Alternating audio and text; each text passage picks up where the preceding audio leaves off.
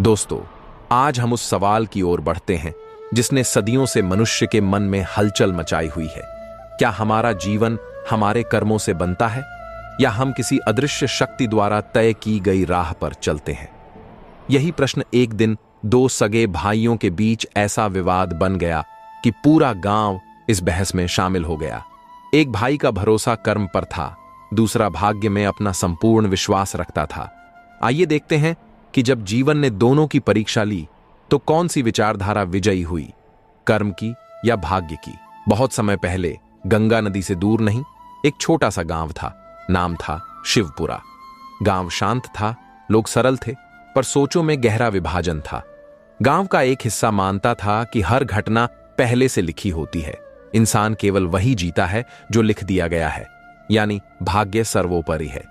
जबकि दूसरा हिस्सा यह कहता था कि मनुष्य अपने पसीने से अपनी नियति गढ़ सकता है और मेहनत करने वाला कभी खाली हाथ नहीं लौटता।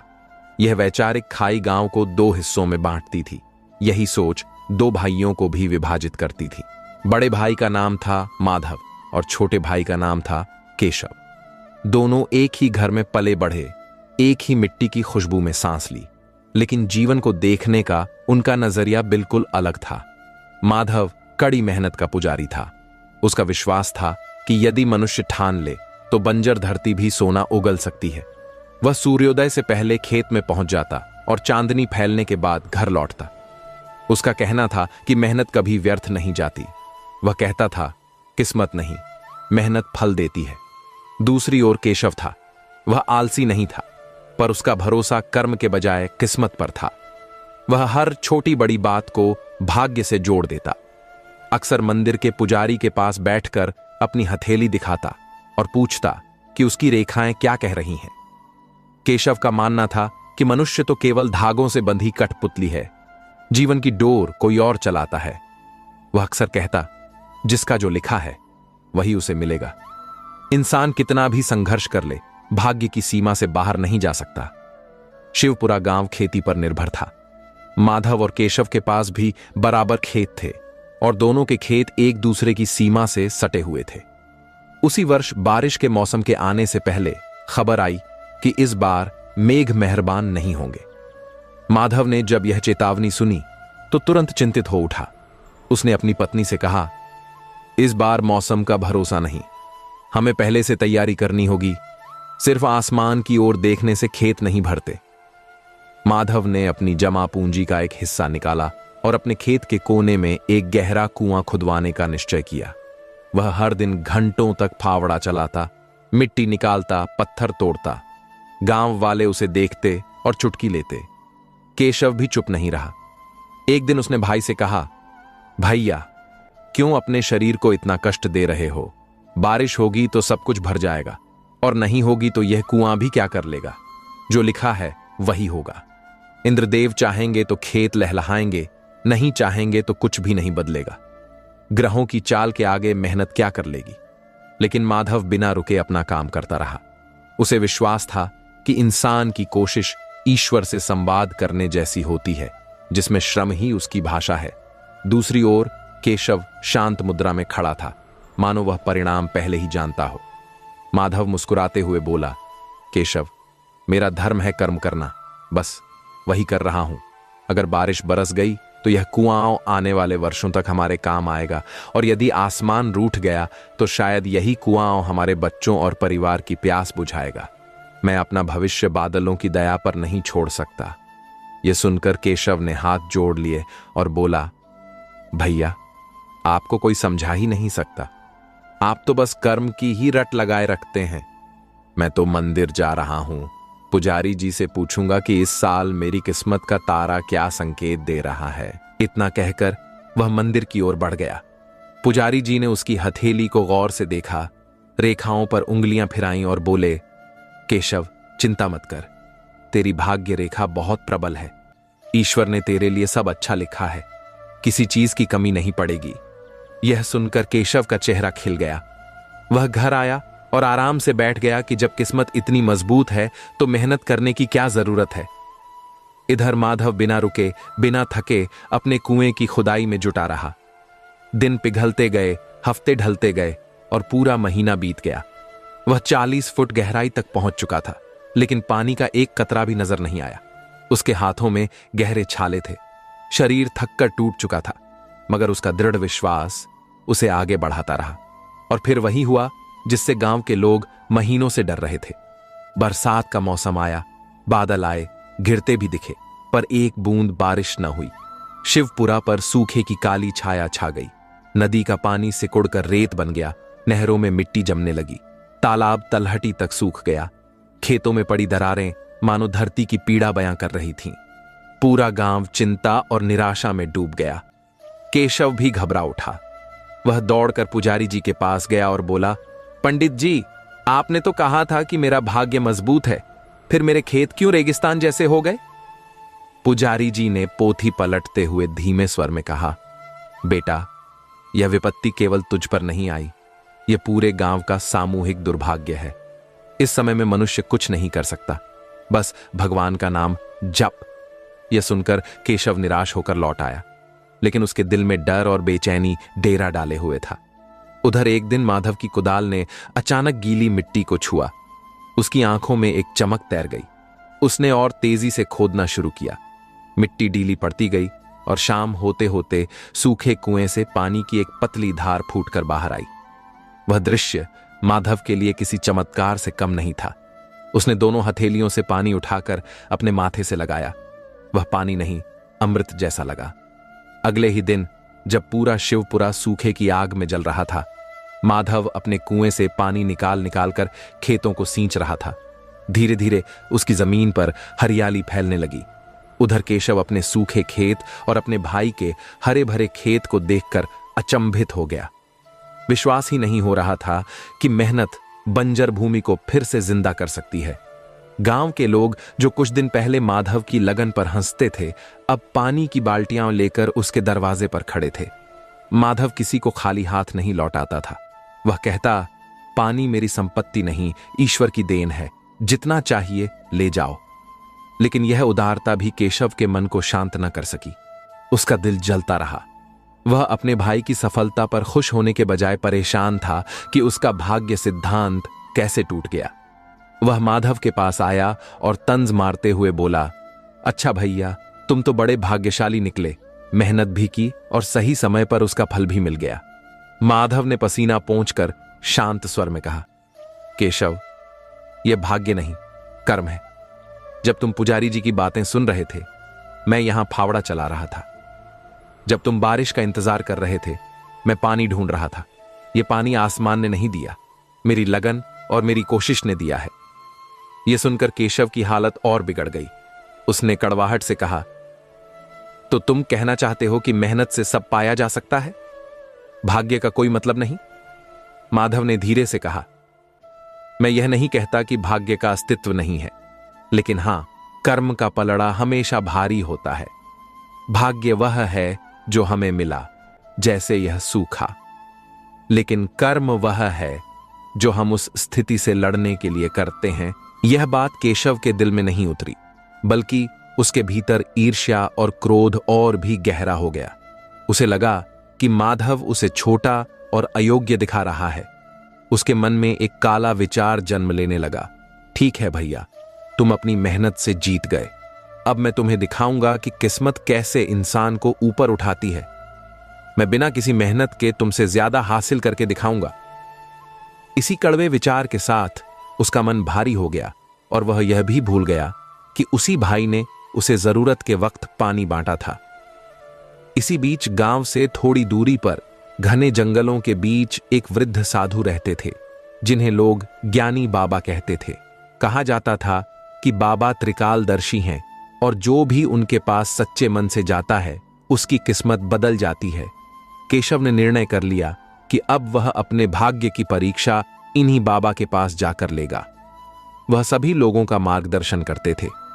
बीते हुए समय की सीख, आने वाले दिनों की दिशा और वर्तमान का महत्व, इन सबको वे इतने सरल तरीके से समझाते थे कि हर कोई उनसे प्रभावित हो जाता था। माधव, जो अब पूरे गांव में मेहनती और आदर्श किसान माना जाता था, उसके मन में भी एक प्रश्न कई दिनों से चुभ रहा था। क्या सच में भाग्य जैसा कुछ होता है या फिर सिर्फ कर्म ही मनुष्य की किस्मत तय करते हैं। वहीं दूसरी तरफ केशव अपने मन की ईर्ष्या और गुस्से में उलझा हुआ था। वह भी ज्ञानी बाबा के पास जाना चाहता था, यह समझने कि जब उसकी किस्मत हमेशा मजबूत मानी गई, तब भी जीवन ने उसे हार क्यों दिखाई। दोनों के मन में एक ही सवाल था, बस सोचने का तरीका अलग था। इसी प्रश्न का समाधान पाने के लिए दोनों भाई अलग अलग समय पर घर से निकले। माधव अपने खेतों से चुनकर लाए ताजे फलों की टोकरी हाथ में लिए चला, जिन्हें वह बाबा को भेंट करना चाहता था। इसके विपरीत केशव खाली हाथ था, लेकिन उसके अंदर सवालों का तूफान उमड़ रहा था। हालांकि दोनों ने अलग अलग समय पर यात्रा शुरू की थी, फिर भी वे जंगल के बीचों बीच बने उसी संकरे मार्ग पर अचानक एक दूसरे के सामने आ खड़े हुए। माधव की टोकरी में फल थे और केशव के हाथ खाली। दोनों कुछ क्षण के लिए रुक गए। माधव के चेहरे पर हल्की सी मुस्कुराहट उभरी और उसने कहा, केशव, तुम भी बाबा से मिलने जा रहे हो? लेकिन केशव ने चेहरा मोड़कर कठोर स्वर में जवाब दिया, हां भैया, जा रहा हूं। यह पूछने की मेरी किस्मत ने मेरा साथ क्यों छोड़ दिया और तुम्हारे जीवन में इतने अवसर कैसे बरस गए। माधव को भाई की यह कड़वाहट चुभी, फिर भी उसने शांत स्वर में कहा, केशव, ऐसा मत सोचो, चलो साथ चलते हैं, शायद बाबा ही हमारी उलझने सुलझा दें। केशव ने जवाब नहीं दिया, बस बिना कुछ बोले उसके पीछे पीछे चलने लगा। लेकिन उसके मन में ईर्ष्या की आग अब भी जल रही थी।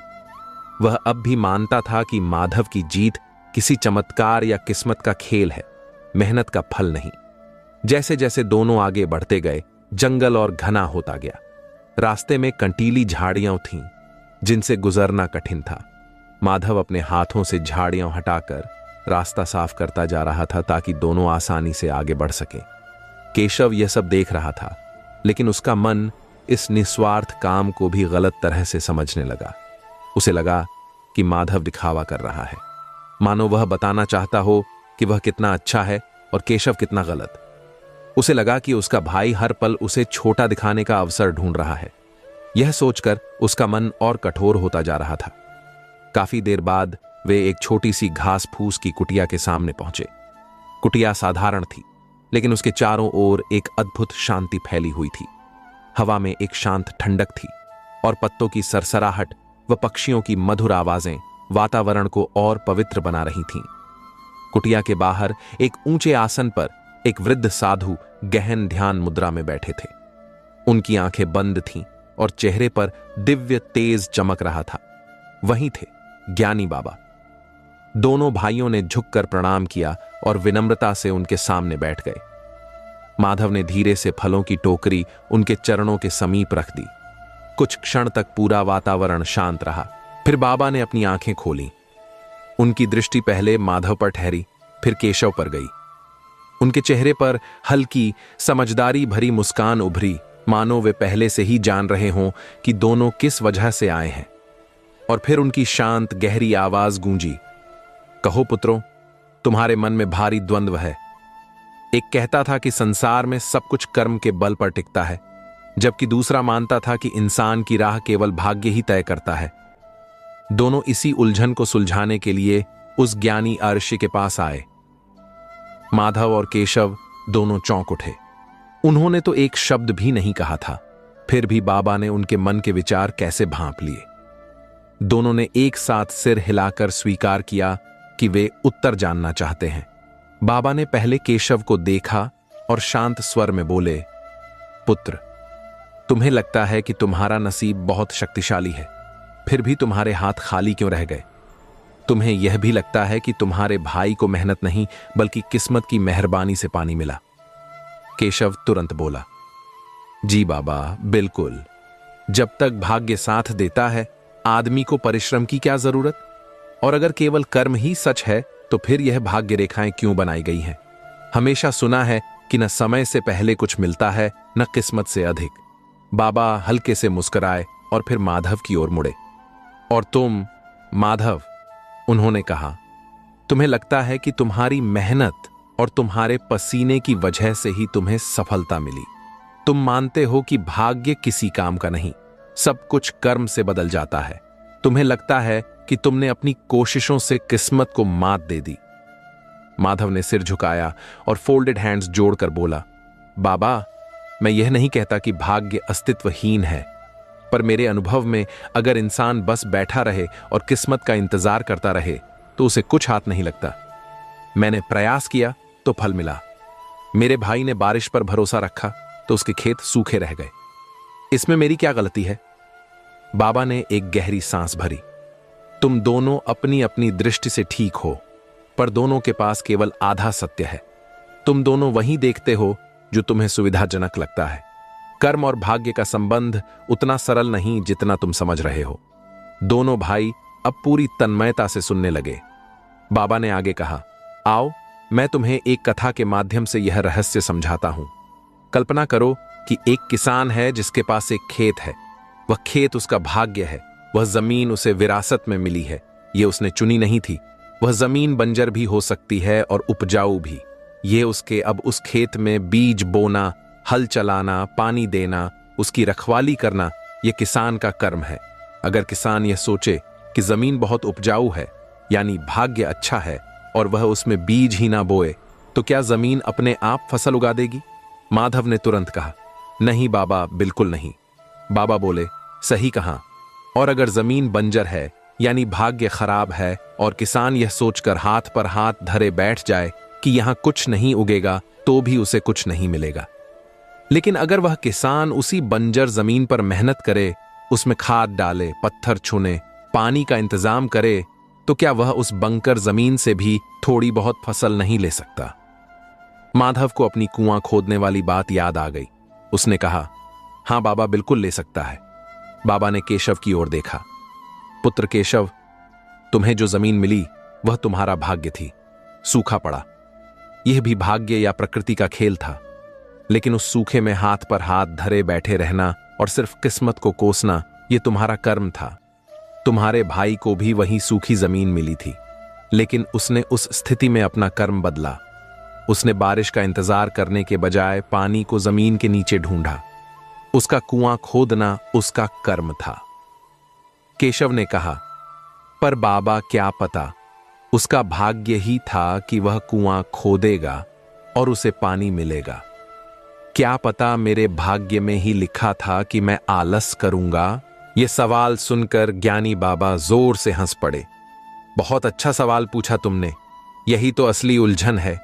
तुम कर्म को भी भाग्य के खाते में डाल रहे हो। सुनो पुत्र, भगवान ने हमें शरीर दिया, यह भाग्य है। हमें बुद्धि दी, यह भी भाग्य है। लेकिन उस बुद्धि का इस्तेमाल करना या न करना, यह हमारा कर्म है। यह हमारी इच्छा है, हमारी चुनौती है। बाबा ने थोड़ा रुक कर कहा, भगवत गीता में श्री कृष्ण ने यही तो अर्जुन को समझाया था। अर्जुन युद्ध के मैदान में खड़ा था। यह उसकी नियति भाग्य थी। उसके सामने उसके अपने ही लोग थे, यह भी नियति थी।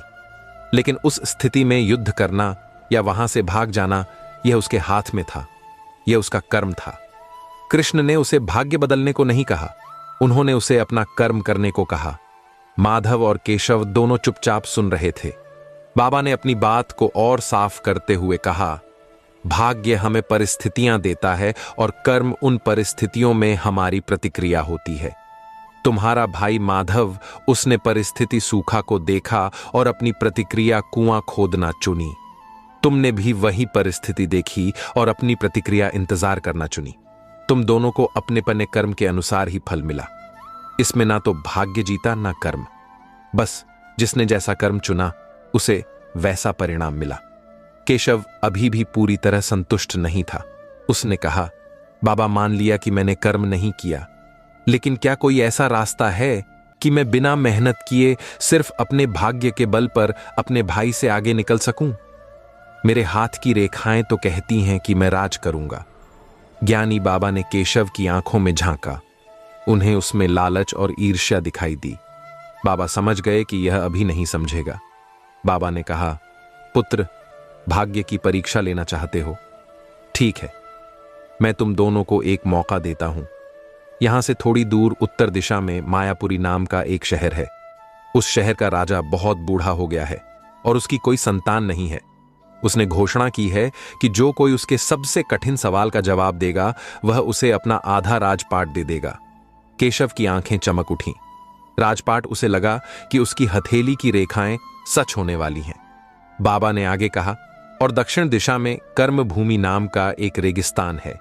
उस रेगिस्तान के बारे में कहा जाता है कि वहां जमीन के नीचे हीरे मोती दबे हैं, लेकिन वहां की जमीन इतनी सख्त है कि उसे खोदना लगभग नामुमकिन है। वहां बहुत कम लोग जाते हैं। बाबा ने दोनों की तरफ देखा। अब यह तुम दोनों पर है। तुम दोनों में से कोई भी कहीं भी जा सकता है। मायापुरी जाओ और अपने भाग्य को आजमाओ। शायद तुम राजा के सवाल का जवाब दे दो और राजा बन जाओ, या कर्म भूमि जाओ और अपनी मेहनत को आजमाओ। शायद तुम्हें हीरे मिल जाए। यह कहकर बाबा चुप हो गए। उन्होंने दोनों के सामने दो रास्ते रख दिए थे। केशव ने एक पल भी नहीं सोचा। राजपाट का लालच उस पर हावी था। उसने तुरंत कहा, बाबा, मैं मायापुरी जाऊंगा। मेरा भाग्य मेरे साथ है। मुझे यकीन है कि मैं ही राजा के सवाल का जवाब दूंगा।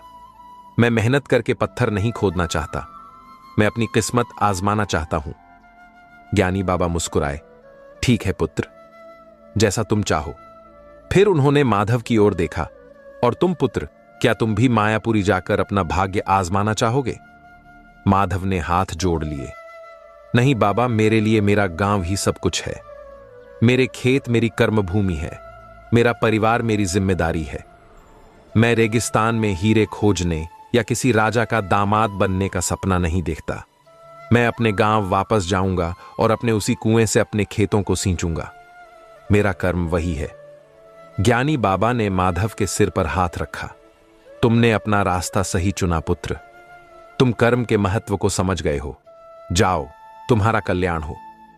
माधव ने बाबा को प्रणाम किया और वापस अपने गांव की ओर चल दिया। वह संतुष्ट था। उसके मन का द्वंद्व मिट गया था।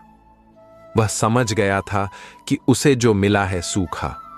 उसे स्वीकार करके उसमें अपना सर्वश्रेष्ठ कर्म कुआं खोदना करना ही जीवन है। अब कुटिया में सिर्फ ज्ञानी बाबा और केशव रह गए थे। केशव ने बाबा से पूछा, बाबा, आप मुझे मायापुरी का रास्ता बता दीजिए। बाबा ने उसे रास्ता समझाया और फिर चेतावनी दी। पुत्र, याद रखना, मायापुरी नाम की तरह ही मायावी है। वहां जो दिखता है वैसा होता नहीं। तुम भाग्य आजमाने जा रहे हो, पर वहां भी तुम्हें कर्म से गुजरना ही पड़ेगा। सावधान रहना। केशव ने बाबा की चेतावनी को ज्यादा गंभीरता से नहीं लिया। उसे तो बस मायापुरी के महल और राज सिंहासन के सपने दिख रहे थे। उसने बाबा को प्रणाम किया और तेजी से मायापुरी के रास्ते पर दौड़ पड़ा। उसे लग रहा था कि उसका भाग्य बस हाथ बढ़ाकर उसे छूने ही वाला है। वह अपने भाई माधव को दिखाना चाहता था कि किस्मत मेहनत से कितनी बड़ी होती है। ज्ञानी बाबा ने केशव को जाते हुए देखा और गहरी सांस ली। इसकी असली परीक्षा तो अब शुरू होगी। यह भाग्य और कर्म के उस खेल में फंसने जा रहा है जहां यह दोनों को अलग अलग नहीं देख पाएगा। इधर माधव खुशी खुशी अपने गांव देवपुर लौट आया। उसने अपनी पत्नी को सारी बात बताई। वह फिर से अपने खेतों में जी जान से जुट गया। कुएं के पानी से उसने न सिर्फ अपने खेत बल्कि गांव के और भी कई खेतों को पानी देना शुरू कर दिया। धीरे धीरे माधव की मेहनत से गांव में थोड़ी हरियाली लौटने लगी। लोग माधव को अन्नदाता कहने लगे। माधव ने यह साबित कर दिया कि कर्म से परिस्थितियों को बदला जा सकता है। केशव मायापुरी के रास्ते पर लगभग दौड़ता हुआ चला जा रहा था। उसके पैरों में थकान थी, पर मन में एक नशा था। राजपाट का नशा, अपने भाई से बड़ा बनने का नशा, और यह साबित करने का नशा कि भाग्य ही सब कुछ होता है। उसने घर से चलते समय थोड़ा बहुत खाना पीना साथ रखा था, जो पहले ही दिन खत्म हो गया। उसे लगा था कि रास्ते में उसके प्रबल भाग्य के कारण उसे कोई ना कोई मिल ही जाएगा जो उसकी मदद करेगा। शायद कोई रथ ही उसे बिठाकर ले जाए, लेकिन ऐसा कुछ नहीं हुआ। दूसरा दिन बीता।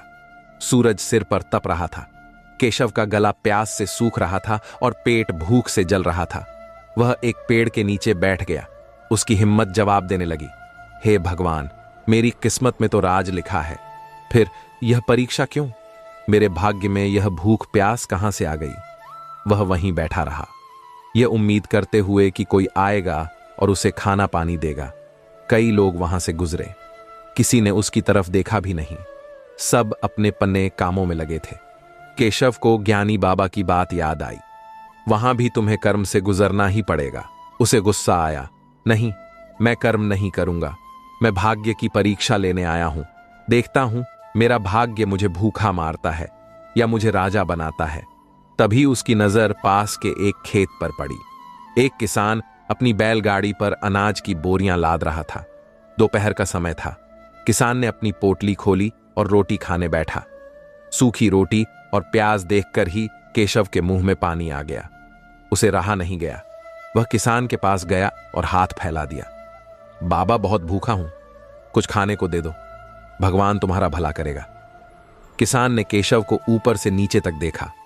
हट्टा कट्टा नौजवान, हाथ पैर सलामत, लेकिन काम करने की जगह भीख मांग रहा है। किसान को गुस्सा आ गया। अरे भले आदमी जवान हो, काम क्यों नहीं करते? भीख मांगते शर्म नहीं आती? जाओ मेहनत करो और खाओ। केशव को यह बात चुभ गई। उसका अभिमान जाग गया। वह बोला, तुम जानते नहीं हो मैं कौन हूं। मैं मायापुरी जा रहा हूं, वहां का राजा बनने वाला हूं। मेरी किस्मत में मेहनत करना नहीं, राज करना लिखा है। यह सुनकर किसान जोर से हंस पड़ा। राजा बनने वाले हो? क्या बात है? पर बेटा, राजा हो या रंक पेट की आग, सबको बराबर लगती है। और यह आग किस्मत की बातों से नहीं, अनाज के दानों से बुझती है, और अनाज उगाने के लिए पसीना बहाना पड़ता है। किसान ने रोटी का एक टुकड़ा तोड़ा। देखो, अगर तुम्हें खाना चाहिए तो मेरी मदद करो। ये 10 बोरियां गाड़ी पर लदवानी है। मेरा हाथ बटाओ, मैं तुम्हें भरपेट खाना दूंगा। केशव के सामने 2 रास्ते थे। या तो वह अपने अभिमान में भूखा बैठा रहे, या फिर कर्म करके अपना पेट भरे। पेट की भूख अभिमान पर भारी पड़ी। उसने गुस्से में मुंह बिगाड़ते हुए कहा, लाओ, क्या करना है? अगले 1 घंटे तक केशव ने किसान की मदद की। धूप में उसकी पीठ जल रही थी। पसीने से वह नहा गया और बोरिया बहुत भारी थी। जब सारा काम खत्म हुआ तो वह थक कर जमीन पर बैठ गया। किसान ने उसे पानी का लोटा दिया और अपनी पोटली से आधी रोटियां और प्याज उसे दे दी। केशव ने जब वह सूखी रोटी खाई तो उसे वह अमृत जैसी लगी। भूख मिटने के बाद उसकी अकड़ लौट आई। उसने किसान से कहा, यह मत सोचना कि मैं मजदूर हूं। यह तो बस मैंने तुम पर दया करके तुम्हारी मदद कर दी। किसान मुस्कुराया, पुत्र, तुमने मेरी नहीं अपनी मदद की है। तुमने कर्म किया और तुम्हें तुरंत उसका फल रोटी मिल गया। इसे ही कर्म सिद्धांत कहते हैं। तुम मायापुरी जा रहे हो, लेकिन कर्म तुम्हारा पीछा वहां भी नहीं छोड़ेगा। याद रखना। केशव ने कुछ जवाब नहीं दिया। वह पानी पीकर आगे चल पड़ा। उसका मन कड़वा हो गया था। उसे लगा कि उसके भाग्य ने उसे धोखा दिया। उसे एक किसान के सामने झुकना पड़ा। वह यह नहीं समझ पाया कि भाग्य ने उसे मौका दिया था और कर्म करके उसने उस मौके का फायदा उठाया था। कई दिनों की कठिन यात्रा के बाद केशव आखिरकार मायापुरी पहुंचा। शहर को देखते ही उसकी आंखें खुली की खुली रह गईं। जैसा नाम वैसा ही शहर। ऊंचे ऊंचे दरवाजे, सोने के कलश वाले मंदिर, चौड़ी चौड़ी साफ सड़कें और ऐसे सजे धजे लोग मानो हर दिन दिवाली हो। हवा में इत्र की खुशबू थी। केशव को लगा कि वह स्वर्ग में आ गया है। यही है मेरी असली जगह। उसने मन ही मन सोचा, मेरा भाग्य मुझे सही जगह ले आया है। वह किसान तो बेवकूफ था। उसे क्या पता किस्मत क्या होती है। वह राजमहल की तरफ चला। महल तो जैसे बादलों को छू रहा था। संगमरमर का बना हुआ, उस पर कीमती पत्थर जड़े हुए। महल के बाहर हजारों लोगों की भीड़ थी। केशव को लगा कि सब राजा के दर्शन करने आए हैं। जब वह पास पहुंचा तो देखा कि एक बहुत लंबी कतार लगी हुई है। उस कतार में एक से एक विद्वान पंडित, ज्योतिषी, ताकतवर योद्धा और बड़े बड़े व्यापारी खड़े थे। केशव ने एक आदमी से पूछा, भाई, यह सब क्या हो रहा है? उस आदमी ने कहा, क्या तुम नहीं जानते? राजा चंद्रसेन ने अपनी बेटी और आधे राजपाट का स्वयंवर रचा है। पर शर्त यह है कि जो उनके सवाल का जवाब देगा या उनकी चुनौती को पूरा करेगा वही जीतेगा। यह कतार उन्हीं लोगों की है जो अपनी किस्मत आजमाने आए हैं। केशव यह सुनकर बहुत खुश हुआ। मैं भी इसीलिए आया हूं। वह झट से कतार में लग गया। वह कतार में खड़ा लोगों की बातें सुनने लगा। एक पंडित कह रहा था, मैं सारे वेद शास्त्र रट कर आया हूं। राजा कुछ भी पूछ ले, मैं जवाब दे दूंगा। दूसरा योद्धा कह रहा था, राजा कोई भी शर्त रखे मैं अपनी तलवार से पूरी कर दूंगा। केशव ने अपनी हथेली देखी। मेरे पास ना तो इतना ज्ञान है ना इतनी ताकत, मेरे पास तो बस मेरा भाग्य है और वही मुझे जिताएगा। धीरे धीरे कतार आगे बढ़ी। महल के अंदर का नजारा तो बाहर से भी ज्यादा शानदार था। हर तरफ मखमल के पर्दे और सोने चांदी का काम। केशव यह सब देखकर सपने में खो गया। तभी उसने कुछ ऐसा देखा जिससे उसका दिल दहल गया। महल के दूसरे दरवाजे से कुछ लोग बाहर निकल रहे थे। वे वही लोग थे जो सुबह कतार में लगे थे, लेकिन अब उनके चेहरे उतरे हुए थे, कपड़े मैले थे और वे बहुत निराश लग रहे थे। केशव ने एक पहरेदार से पूछा, ये कौन लोग हैं? पहरेदार हंसा, ये वह बदनसीब हैं जो राजा की परीक्षा में फेल हो गए। राजा चंद्रसेन का नियम है, जो जवाब नहीं दे पाता उसे 1 साल तक महल में मजदूरी करनी पड़ती है। मुफ्त में केशव के पैरों तले जमीन खिसक गई। 1 साल की मजदूरी, यह तो उसने सोचा ही नहीं था। पहरेदार ने आगे कहा, यह मायापुरी है बेटा, यहां आना आसान है पर लौटना मुश्किल। यह शहर या तो तुम्हें सिर पर बिठाता है या पैरों के नीचे कुचल देता है। केशव को ज्ञानी बाबा की चेतावनी याद आई। मायापुरी नाम की तरह ही मायावी है। अब केशव के मन में डर बैठ गया। उसे समझ आया कि यह सिर्फ भाग्य का खेल नहीं है। अगर वह राजा के सवाल का जवाब नहीं दे पाया तो उसका कर्म उसे 1 साल के लिए मजदूर बना देगा। उसका सारा अभिमान टूट गया। वह कतार से निकलकर भाग जाना चाहता था, लेकिन दरवाजे बंद हो चुके थे। परीक्षा शुरू हो चुकी थी। दूसरी तरफ देवपुर गांव में माधव अपनी जिंदगी से खुश था। उसका कुआं अब भी पानी दे रहा था। उसने अपनी मेहनत से बंजर जमीन को फिर से हरा भरा करना शुरू कर दिया था, लेकिन चुनौतियां यहां भी थीं। पानी का स्तर नीचे जा रहा था। खेतों में कीड़े लगने लगे थे। माधव ने भाग्य का रोना नहीं रोया। उसने कर्म का नया रास्ता ढूंढा। उसने पानी बचाने के लिए टपक सिंचाई, ड्रिप इरिगेशन का एक देसी तरीका निकाला। मटकियों में छेद करके उन्हें पौधों के पास गाड़ दिया। कीड़ों के लिए उसने नीम के पत्तों और गौमूत्र से दवा बनाई। उसका कर्म रुका नहीं था। वह हर दिन एक नई चुनौती का सामना करता और उसका हल निकालता। वह राजा बनने का सपना नहीं देख रहा था, वह बस अपना आज बेहतर बना रहा था। और यहां मायापुरी के महल में केशव कांपते हुए राजा के सामने खड़ा था।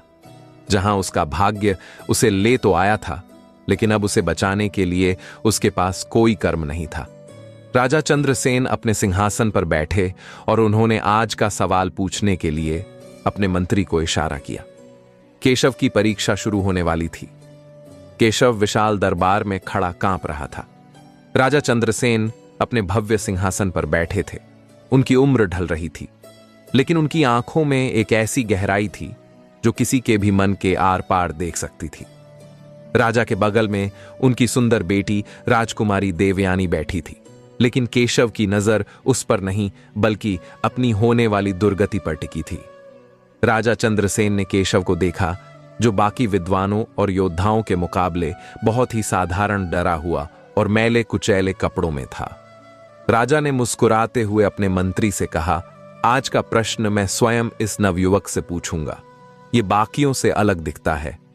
केशव की धड़कनें तेज हो गईं। राजा चंद्रसेन ने अपनी गंभीर आवाज में कहा, नौजवान, हम तुमसे कोई शास्त्रार्थ नहीं करेंगे, ना ही तलवार चलवाएंगे। हमारा प्रश्न बहुत सीधा है, जिसका उत्तर तुम जैसे साधारण व्यक्ति से ही मिल सकता है। हमें बस इतना बताओ, कर्म बड़ा है या भाग्य? यह सवाल सुनते ही केशव सन्न रह गया। यह वही सवाल था। यही वह सवाल था जिसने उसे अपने भाई माधव से अलग किया था। यही वह सवाल था जिसे लेकर वह ज्ञानी बाबा के पास गया था, और यही वह सवाल था जो उसे इस महल तक खींच लाया था। उसे लगा कि यह उसका भाग्य है। उसका भाग्य ही उससे यह सवाल पूछवा रहा है। उसे लगा कि वह जीतने के लिए ही पैदा हुआ है। उसके अंदर का सारा डर एक पल में गायब हो गया। उसकी आवाज में एक नई अकड़ आ गई। महाराज केशव ने जोर से कहा, इसमें कोई संदेह ही नहीं है, भाग्य ही बड़ा है। दरबार में एक खामोशी छा गई। राजा ने अपनी एक भौं ऊपर उठाई। अच्छा, तुम ऐसा मानते हो तो सिद्ध करो। दरबार को प्रमाण दो कि भाग्य ही कर्म से बड़ा क्यों है। केशव हंसा। प्रमाण महाराज, मैं स्वयं ही प्रमाण हूं। मैं देवपुर गांव का एक साधारण किसान का भाई हूं। मेरे पास ना कोई विद्या है, ना कोई बल, लेकिन मेरे भाग्य में आपसे मिलना लिखा था, सो मैं यहां पहुंच गया। मेरे भाई ने कर्म का रास्ता चुना, वह वहीं गांव में मिट्टी खोद रहा है। मैंने भाग्य का रास्ता चुना और आज मैं एक राज सिंहासन के सामने खड़ा हूं। यह मेरा भाग्य नहीं तो और क्या है। आज मैं यह परीक्षा जीतूंगा, यह भी मेरा भाग्य ही है। कर्म तो बस भाग्य का गुलाम है महाराज। केशव ने अपनी बात खत्म की और गर्व से राजा की ओर देखा। उसे लगा कि उसने ऐसा जवाब दिया है कि राजा खुश होकर उसे गले लगा लेंगे, लेकिन राजा चंद्रसेन हंसे नहीं, वह गंभीर हो गए। मूर्ख युवक, राजा ने कहा, तुमने वही जवाब दिया जो हजारों आलसी लोग सदियों से देते आए हैं। तुमने भाग्य को अपना कवच बना लिया है। तुम कहते हो कि तुम यहां अपने भाग्य से पहुंचे हो। तुम गलत कहते हो, तुम यहां अपने कर्म से पहुंचे हो। तुम्हारा चलकर आना एक कर्म था, तुम्हारा कतार में खड़े होना एक कर्म था, और तुम्हारा यहां बोलना भी एक कर्म ही है। केशव को यह बात समझ नहीं आई, लेकिन महाराज राजा ने हाथ उठाकर उसे रोक दिया। तुमने कहा कि तुम भाग्य के बल पर जीतोगे। ठीक है, हम तुम्हें तुम्हारे भाग्य को आजमाने का एक मौका देते हैं। मंत्री जी राजा के इशारा करते ही 3 सैनिक दरबार में 3 एक जैसे बंद संदूक लेकर आए। तीनों संदूक बिल्कुल एक जैसे थे, उन पर कोई निशान नहीं था। राजा ने कहा, नौजवान, इन 3 संदूकों में से एक में शाही मुहर और राजकुमारी का कंगन है। बाकी 2 संदूकों में काले बिच्छू भरे हैं, जिनका एक डंक भी तुम्हें मौत की नींद सुला सकता है। यह सुनते ही केशव के शरीर से जैसे जान निकल गई। वह घबराकर 2 कदम पीछे हट गया। राजा मुस्कुराए, क्या हुआ? तुम तो अपने भाग्य पर बहुत भरोसा कर रहे थे। अब जाओ और अपने भाग्य से कहो कि वह तुम्हें सही संदूक चुनने में मदद करे।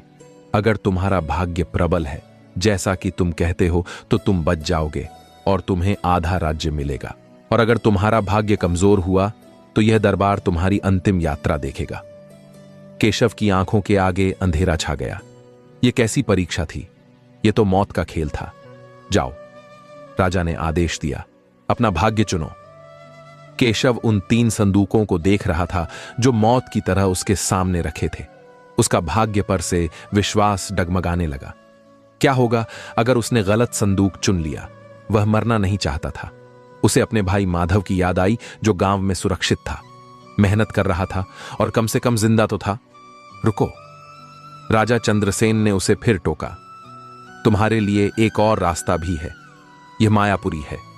यहां हर चीज का एक विकल्प होता है। अगर तुम अपने भाग्य को आजमाने से डरते हो, अगर तुम्हें अपनी किस्मत पर भरोसा नहीं है, तो तुम इस परीक्षा से इनकार कर सकते हो। केशव की आंखों में उम्मीद जागी। इनकार? हां महाराज, मैं इनकार करता हूं। मुझे यह खेल नहीं खेलना। राजा की मुस्कान और गहरी हो गई। लेकिन इनकार करने का भी एक कर्म है और उस कर्म का भी एक फल है। अगर तुम यह चुनौती स्वीकार नहीं करते तो तुम परीक्षा में असफल माने जाओगे। और जैसा कि नियम है, असफल होने वाले को 1 वर्ष तक महल के अस्तबल में मजदूरी करनी होगी। बोलो, क्या तुम्हें मौत का सामना करने वाला भाग्य मंजूर है या 1 साल की मजदूरी वाला कर्म? राजा ने केशव को ऐसी जगह फंसा दिया था जहां दोनों तरफ खाई थी। केशव ने एक नजर उन संदूकों को देखा और फिर महल के उन पहरेदारों को जिनके हाथों में भाले थे। एक तरफ मौत थी, दूसरी तरफ गुलामी। लेकिन गुलामी में कम से कम जिंदगी तो थी। केशव को ज्ञानी बाबा की बात याद आई, भाग्य हमें परिस्थितियां देता है और कर्म उन परिस्थितियों में हमारी प्रतिक्रिया होती है। आज भाग्य ने उसे यह परिस्थिति दी थी, 3 संदूक, और अब उसे कर्म चुनना था। मौत का जुआ खेलना या मेहनत की सजा कबूल करना। केशव जमीन पर गिर पड़ा और राजा के पैर पकड़ ली। महाराज, मुझे क्षमा कर दें। मुझे अपना भाग्य नहीं आजमाना। मुझे मौत नहीं चाहिए। मैं मजदूरी कर लूंगा। मैं 1 साल तक आपकी सेवा करूंगा। मुझे बस जिंदा छोड़ दीजिए। पूरा दरबार केशव की इस कायरता पर हंस पड़ा। राजकुमारी देवयानी ने घृणा से अपना मुंह फेर लिया। राजा चंद्रसेन ने एक ठंडी सांस ली। उठाओ इसे। यह वह आदमी नहीं है जो मेरा राज्य संभाल सके। जो आदमी अपने ही विश्वास भाग्य पर दांव नहीं लगा सकता या मेहनत कर्म से घबराकर यहां आया हो, वह राजा बनने के लायक नहीं। इसे ले जाओ और अस्तबल की सफाई में लगा दो। सैनिकों ने केशव को घसीट कर उठाया। उसके सारे सपने, उसका सारा अभिमान, उसका भाग्य का घमंड, सब कुछ उसी दरबार में टूटकर बिखर गया। वह राजा बनने आया था, लेकिन अब वह मजदूर बन गया था। उसे महल के पिछले हिस्से में ले जाया गया, जहां घोड़ों का विशाल अस्तबल था। उसके कीमती कपड़े उतरवाकर उसे मजदूरों वाले फटे पुराने वस्त्र दिए गए। अस्तबल के दारोगा ने उसके हाथ में एक फावड़ा और टोक, चल काम पर लग। दारोगा ने उसे धक्का देते हुए कहा, यह मायापुरी है, यहां सपने देखने की कीमत चुकानी पड़ती है। अगले 1 साल तक तुम्हारा यही भाग्य और यही कर्म है। केशव की आंखों से आंसू बहने लगे। उसने कांपते हाथों से फावड़ा उठाया और घोड़ों की लीद गोबर उठाने लगा। हवा में इत्र की जगह अब बदबू थी और मखमल की जगह उसके पैरों के नीचे कीचड़ था। उसे अपने भाई माधव की याद आई। माधव भी फावड़ा चलाता था, लेकिन वह अपने खेत का मालिक था। वह आजाद था। माधव पसीना बहाता था, लेकिन गर्व से। और यहां केशव, जो भाग्य के भरोसे सब कुछ पाना चाहता था, वह आज गुलामी में पसीना बहाने को मजबूर था। केशव को ज्ञानी बाबा की बात समझ में आने लगी थी। उसका भाग्य उसे महल तक लाया था, यह सच था। लेकिन महल में क्या करना है, यह उसके कर्म ने तय किया। उसने जुआ खेलने, भाग्य की जगह मजदूरी कर्म को चुना, और उसे वही मिला जो उसने चुना। केशव की 1 साल की कठिन परीक्षा शुरू हो चुकी थी।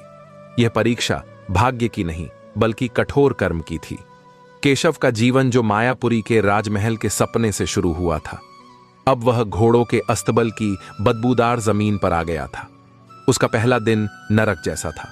अस्तबल का दारोगा, जिसका नाम भानु प्रताप था, एक बेहद क्रूर और निर्दयी आदमी था।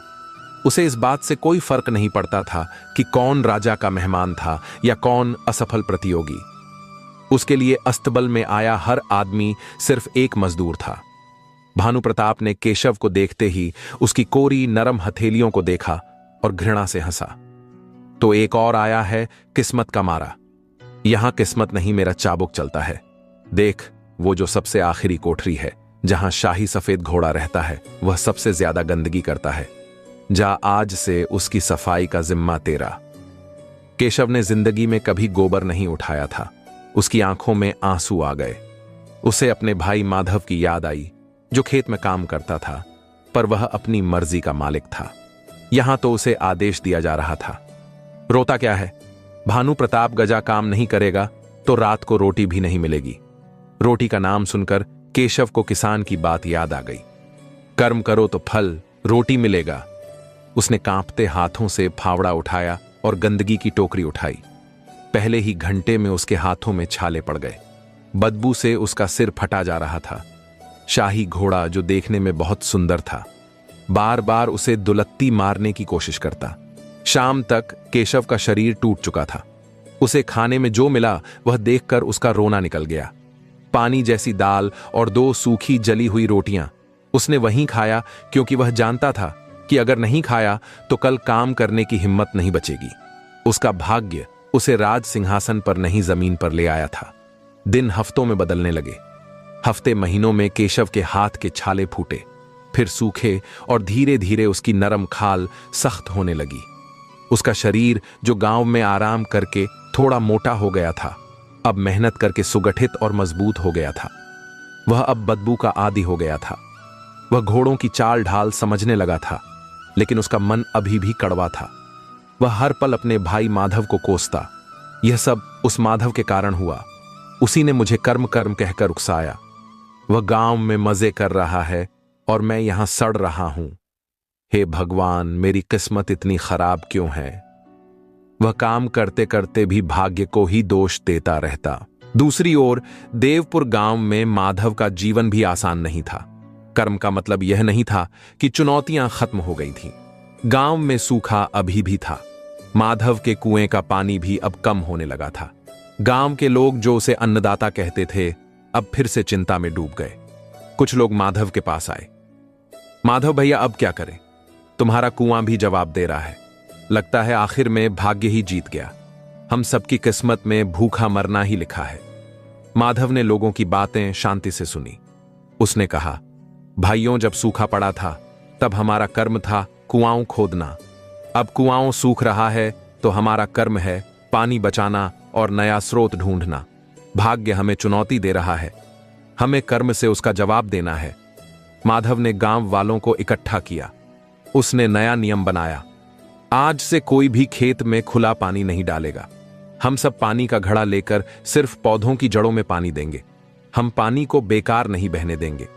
उसने लोगों को फसल चक्र सिखाया, ऐसी फसलें उगाना जिनमें पानी कम लगता हो, जैसे बाजरा और चना। माधव यही नहीं रुका। उसने देखा कि गांव के पास जो एक छोटी पहाड़ी थी, वहां बारिश का पानी आता था और बहकर बेकार चला जाता था। माधव ने गांव वालों को साथ लिया और कहा, हम इस पानी को रोकेंगे। लोगों ने कहा, कैसे? हमारे पास कोई साधन नहीं है। माधव ने अपना फावड़ा उठाया। हमारे पास यह फावड़ा है, हमारा कर्म है। हम यहां एक छोटा सा तालाब खोदेंगे, एक एक टोकरी मिट्टी निकालेंगे तो भी एक दिन यह गड्ढा भर ही जाएगा। गांव के वही लोग जो कल तक भाग्य को कोस रहे थे, आज माधव के नेतृत्व में फावड़ा उठाकर जमीन खोदने लगे। यहां तक कि वह पुजारी जी जो केशव को भाग्य का पाठ पढ़ाते थे, वह भी अपनी पोथी छोड़कर आए और मिट्टी उठाने में मदद करने लगे। उन्होंने माधव से कहा, बेटा, मैं जीवन भर पोथियों में भाग्य ढूंढता रहा, असली गीता तो तुम जी रहे हो। कर्म का असली मतलब आज समझ आया। गांव में सामूहिक कर्म की एक नई लहर दौड़ गई और मीलों दूर मायापुरी के अस्तबल में केशव का कर्म एक अलग ही रूप ले रहा था।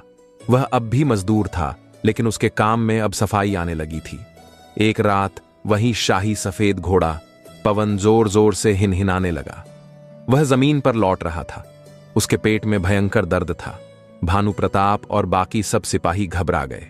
शाही वैद्य को बुलाया गया, लेकिन वैद्य ने हाथ खड़े कर दिए। घोड़े के पेट में मरोड़ है, यह बच नहीं पाएगा। राजा को यह घोड़ा बहुत प्रिय था। भानु प्रताप को लगा कि अब उसकी नौकरी गई। तभी केशव, जो चुपचाप सब देख रहा था, आगे बढ़ा। दारोगा जी, उसने कहा, मुझे लगता है मैं इसे ठीक कर सकता हूं। हमारे गांव में जब जानवरों को ऐसी तकलीफ होती थी तो मेरे पिताजी एक जड़ी बूटी देते थे।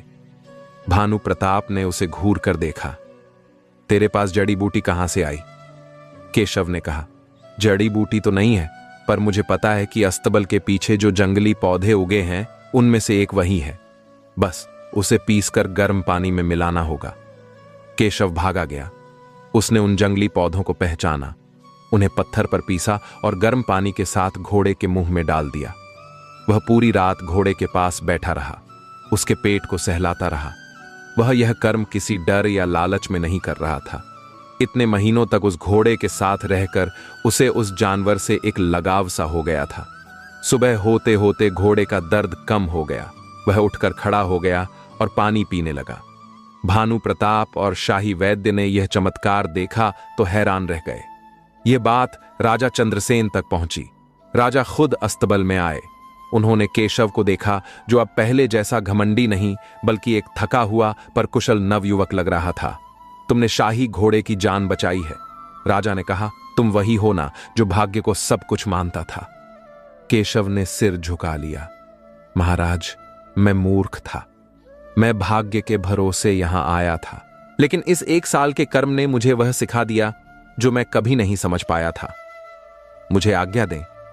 राजा ने कहा, तुम्हारा 1 साल का दंड आज पूरा हुआ।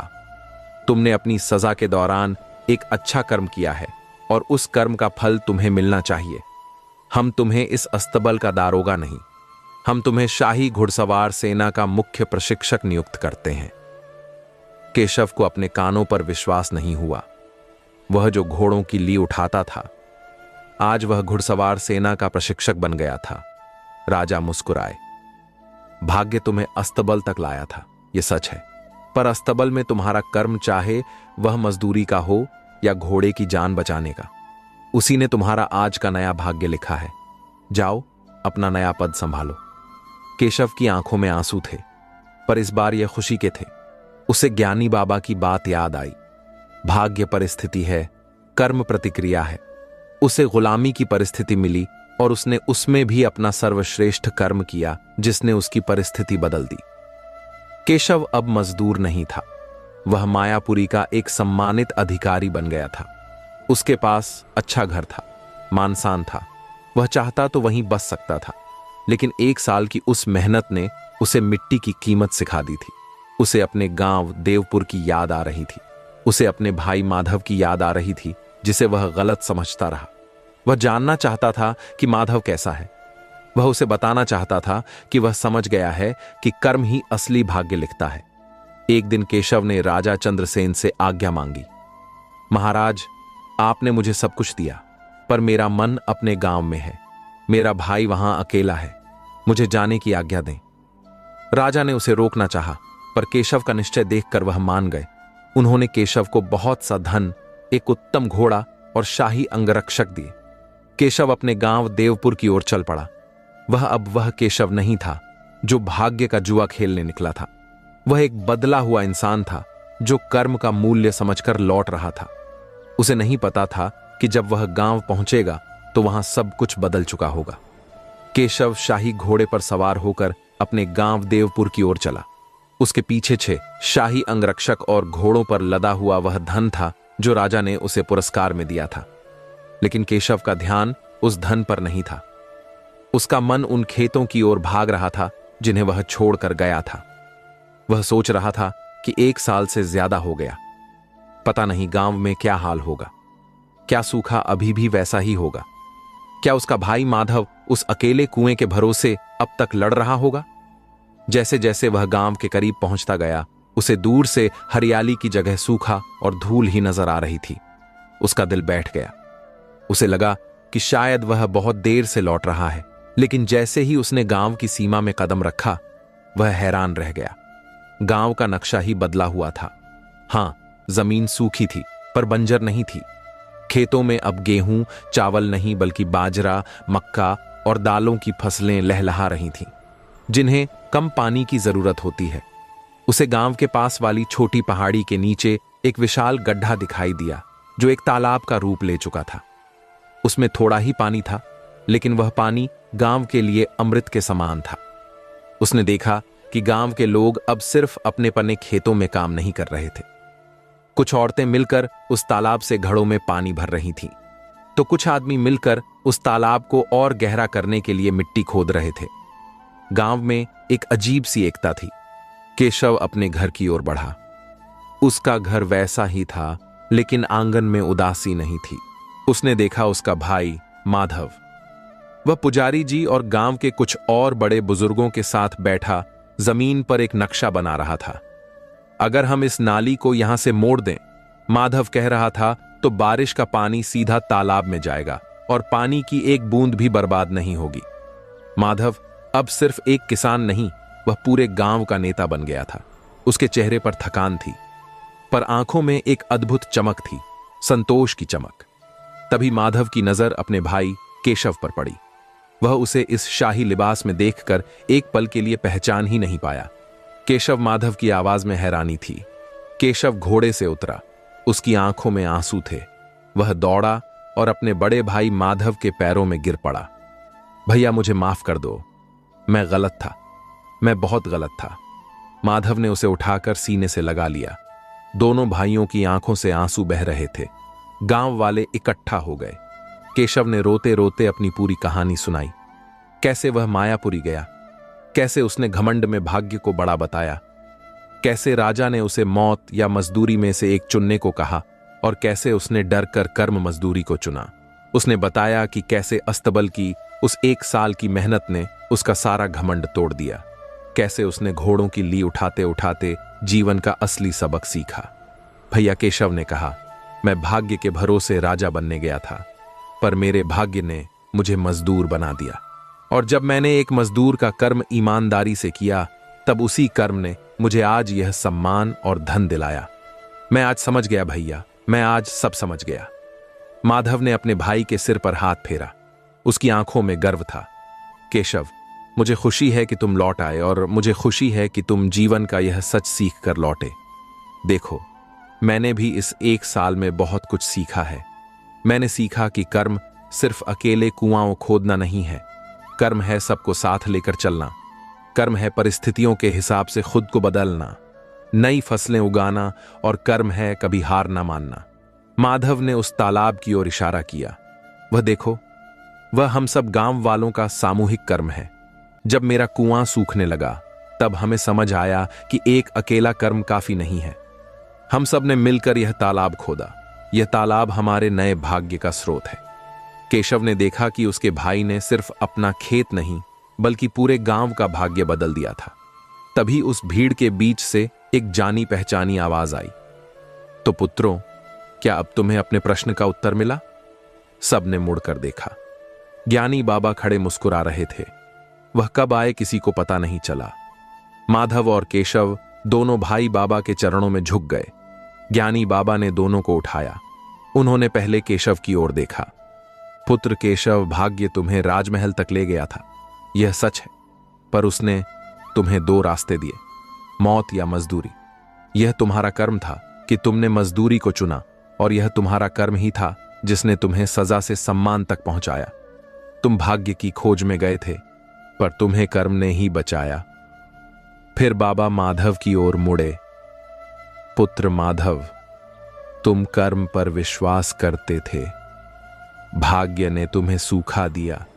यह एक कड़वी सच्चाई थी, पर तुमने अपने कर्म से उस बंजर जमीन पर भी पानी निकाल लिया, और जब वह पानी कम हुआ तो तुमने अपना कर्म बदला और पूरे गांव को साथ लेकर एक नया भाग्य तालाब बना दिया।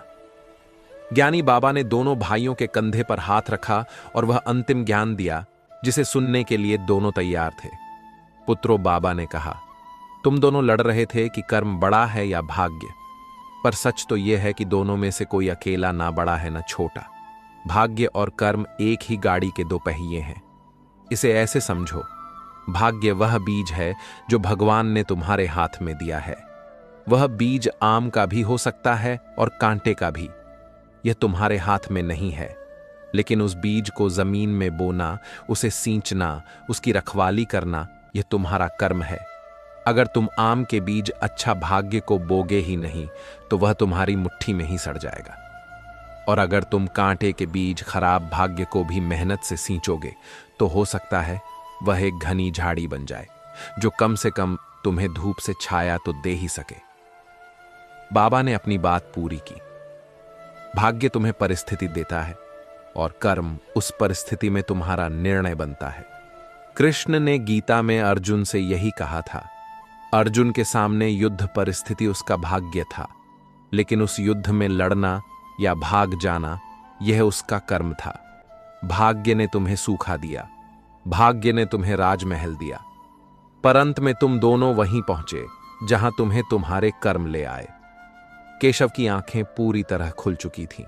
उसने वह सारा धन जो राजा ने उसे दिया था अपने भाई माधव के पैरों में रख दिया। भैया, इस धन का असली हकदार यह गांव है। इससे हम इस तालाब को और पक्का करेंगे और यहां से खेतों तक नहरें बनाएंगे। माधव ने अपने भाई को गले लगा लिया। उस दिन के बाद देवपुर गांव का नाम ही बदल गया। लोग उसे कर्मपुर कहने लगे। केशव, जिसे घोड़ों की परख हो गई थी, उसने गांव में पशुपालन का काम शुरू किया। माधव ने खेती को नए तरीकों से आगे बढ़ाया। दोनों भाइयों ने मिलकर ज्ञानी बाबा के नाम पर गांव में एक पाठशाला खोली, जहां बच्चों को किताबी ज्ञान के साथ साथ कर्म का पाठ भी पढ़ाया जाता था। केशव अक्सर उस पाठशाला में बच्चों को अपनी कहानी सुनाता और कहता, अपनी हाथ की लकीरों पर भरोसा मत करना, क्योंकि लकीरें तो उनकी भी होती हैं जिनके हाथ नहीं होते। अपनी किस्मत खुद लिखो अपने कर्म से। और इस तरह दोनों भाई खुशी खुशी उस गांव में रहने लगे, ये समझकर कि भाग्य चाहे कुछ भी दे, जीवन को सुंदर बनाना केवल और केवल हमारे अपने कर्मों के हाथ में है। तो ये थी कहानी माधव और केशव की, जिसने यह साबित कर दिया कि भाग्य हमें केवल जिंदगी का मैदान देता है, लेकिन उस मैदान में खेल कैसे खेलना है यह हमारा कर्म ही तय करता है। केशव भाग्य के भरोसे महल गया और मजदूर बन गया, जबकि माधव ने अपने कर्म से बंजर जमीन को भी सोना बना दिया। सनातन वॉइस पर आज की इस कहानी से यही सीख मिलती है कि अपनी हाथ की लकीरों को देखना बंद करें और अपने हाथों से अपना भाग्य लिखना शुरू करें। क्योंकि अंत में केवल और केवल कर्म ही असली भाग्य है।